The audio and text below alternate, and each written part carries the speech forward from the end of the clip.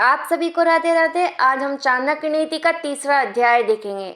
इसके अंतर्गत 21 श्लोक आते हैं। आचार्य चाणक्य कहते हैं, जिसका कुल दोष रहित है, रोग के द्वारा कौन पीड़ित नहीं हुआ, कष्ट किसको प्राप्त नहीं हुआ, कौन है जो सदा सुखी रहता है। आचार्य चाणक्य कहते हैं, आप परेशान रहते हो, दुखी हो जाते हो, आपके कुल में ये परेशानी हो गई, यह रोग हो गया, वो कष्ट हो गया, ये सुख नहीं है, वो दुख है आदि। ऐसे कौन है जिसको कष्ट की प्राप्ति नहीं हुई। जब भगवान के जीवन में दुख आया तो हम तो साधारण मनुष्य हैं।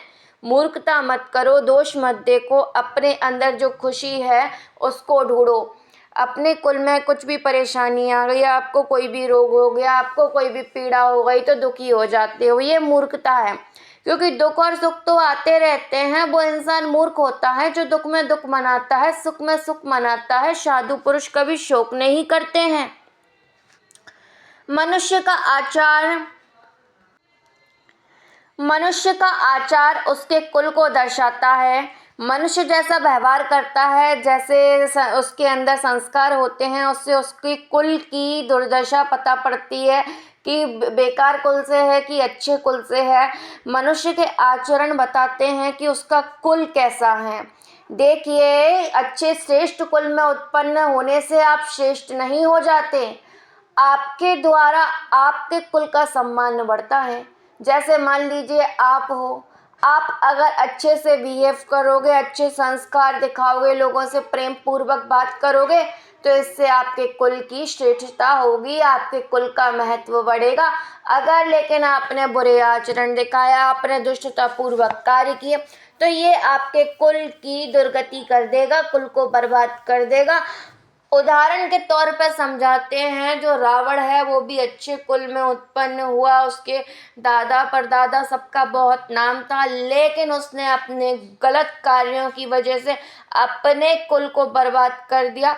और राम भगवान भी अच्छे कुल में उत्पन्न हुए, लेकिन उन्होंने श्रेष्ठ कार्य करके अपने चरित्र को पवित्र रख के कुल के नाम को आगे बढ़ाया। श्रेष्ठ कुल में उत्पन्न होना बड़ी बात नहीं है, उच्च कर्म करना बड़ी बात है। किसी अच्छे कुल में जन्म लेना ये कोई बहुत बड़ी बात नहीं है। क्योंकि आप किसी भी कुल में उत्पन्न हुए हो, उससे आपको एक नाम मिल जाए भले, लेकिन आपने बुरे आचरण करे तो पूरे कुल को बर्बाद कर सकते हो, पूरे कुनबे को बर्बाद कर सकते हो। अगर अच्छे कार्य करोगे तो सब जगह आपकी वाहवाही होगी और सब जगह आपकी कीर्ति फैलेगी। ठीक है। इसके बाद मनुष्य की बोलचाल से उसके देश अथवा प्रांत प्रदेश का पता चलता है। जो जैसी लैंग्वेज होती है उससे पता पड़ता है कि वो कहाँ का है। ठीक है। मन के भाव से उसका प्रेम प्रकट होता है। जो उसका मन होता है, उसके जो भाव होते हैं, उससे पता पड़ता है कि उसके अंदर प्रेम है या फिर नाराजगी क्या है। उसके मन से सब पता पड़ता है। फिर लिखा हुआ है, किसी के शरीर को देखकर उसके भोजन की मात्रा प्रकट होती है। कोई मोटा है तो पता पड़ता है कि ये ज़्यादा खाता होगा, कोई पतला है तो कम खाता होगा आदि, ये सारी चीज़ें हैं। ठीक है। तो हमने क्या क्या देखा यहाँ पर? हमने देखा कि आपने ऊंचे कुल में उत्पन्न हुए। अब लोग कहते हैं कि जैसे मान लीजिए कोई बच्चा है, उसके माता पिता का बहुत नाम है, उसके दादा परदादाओं का बहुत नाम है, तो उस बच्चे के लिए सब ये कहेंगे, अरे तुम तो हमारी वजह से जाने जाते हो। पर ऐसा नहीं है। एक बच्चा अपनी खुद की पहचान बना सकता है, कोई किसी के द्वारा नहीं जाना जाता। इंसान का अपना चरित्र होता है। कुछ लोगों की आदत होती है अपने आप को श्रेष्ठ बताने के लिए अपने बच्चों को ये बोल देते हैं कि तुम हमारी वजह से जाने जाते हो। वो लोग इतने ज़्यादा मतलबी होते हैं, मतलब को सिद्ध करने के लिए कुछ भी कर सकते हैं। अपने बच्चों को केवल अपने हिसाब से चलाना चाहते हैं। ऐसे मूर्खों का कुछ नहीं हो सकता। इसके बाद देखिए, समझदार व्यक्ति का कर्तव्य है कन्या का विवाह अच्छे कुल में करें, पुत्र को अच्छी शिक्षा दें, शत्रु को व्यसन में फंसाना चाहिए जिससे उसका बाहर निकलना मुश्किल हो जाए, अपने मित्र को धर्म आदि मार्ग में लगाना चाहिए। इसके बाद दुष्ट व्यक्ति और सांप। अगर दुष्ट व्यक्ति और सांप में से किसी को चुनना हो तो किसको चुने?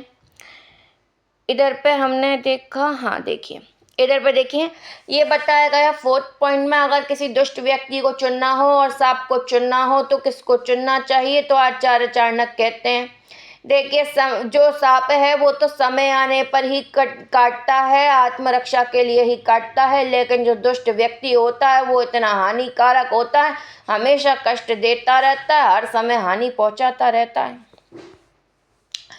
राजा अच्छे कुलीन व्यक्तियों के सेवक के रूप में रखते हैं, क्योंकि जो अच्छे कुलीन व्यक्ति होते हैं वो राजा का साथ हमेशा निभाते हैं, शुरू में भी, बीच में भी और अंत में भी। ठीक है, इसके बाद प्रलय जब आता है, जब मर्यादा त्याग देते हैं। समुद्र जो है, सज्जन व्यक्ति कभी भी अपनी मर्यादा नहीं त्यागते। प्रलय आने पे एक बार समुद्र भी अपनी मर्यादा त्याग देता है, लेकिन सज्जन व्यक्ति होते हैं, चाहे कैसा ही प्रलय आ जाए, लेकिन कभी भी अपनी मर्यादा का त्याग नहीं करते हैं। कठोर समय में भी हमेशा लोगों से प्रेम से बात करते हैं। मूर्ख व्यक्ति दो पैर वाले पशु के समान है, इनको त्याग देना चाहिए, श्रेष्ठ यही रहेगा, नहीं तो ये कष्ट देते रहेंगे जैसे शरीर में चुभा हुआ कांटा। जो मूर्ख मनुष्य होते हैं, इनका साथ देने से, इनके साथ में रहने से हमें कष्ट के अलावा कुछ भी प्राप्त नहीं होता है, क्योंकि ये इतने मूर्ख होते हैं कि अपन को ही उसमें बिदा कर निकल लेते हैं। आचार्य चाणक्य श्लोक से ये बताना चाहते हैं कि मूर्ख व्यक्ति को दो पैर वाले पशु के समान जानना चाहिए, क्योंकि अपनी गंदी वाणी अथवा गंदे आचरण से वह लोगों के मन में उसी प्रकार कष्ट पैदा करता रहता है, जिस प्रकार शरीर में चुभा हुआ कांटा दिखाई नहीं देता, पर समय आने पर विशेष प्रकार से पीड़ा पहुंचाता रहता है और आहत करता रहता है। इसके बाद रूप और यौवन संपन्न, कुल विद्या से हीन, सुगंध रहित ढाक आदि टेसु शोभायमान नहीं। देखिए इधर पर क्या कहना चाहते हैं आचार्य चाणक्य के अनुसार, यदि किसी व्यक्ति ने अच्छे कुल में जन्म लिया है और देखने में भी उसका शरीर सुंदर है, परंतु यदि वह उसके अंदर विद्या नहीं है, वो कहते हैं आपने ऊंचे कुल में जन्म लिया, आपका शरीर भी बहुत सुंदर है, लेकिन विद्या से हीन हो, विद्या नहीं है, तो उसकी स्थिति भी ढाक के उसी फूल की बाती होती है जो गंध रहित होता है। ढाक का फूल देखने में बहुत सुंदर होता है, बहुत बड़ा होता है, लेकिन जब लोग उसको तोड़ने जाते हैं, देखने चाहते हैं, तो उसमें किसी प्रकार की कोई सुगंध नहीं होती है, तो वे उसकी अपेक्षा करते हैं, उसकी कमी बताते हैं। अतः ऐसा व्यक्ति जो ऊंचे कुल में, उच्च वंश में जन्म ले, उसके पास बल हो, यौवन हो, लेकिन विद्या नहीं है, विद्या के बिना व्यर्थ है, ऐसा व्यक्ति बेकार है, उसका होना और ना होना कोई मतलब का नहीं है। ठीक है, ढाक या टेसु के फूल के समान अपेक्षित है। ठीक है, राधे राधे।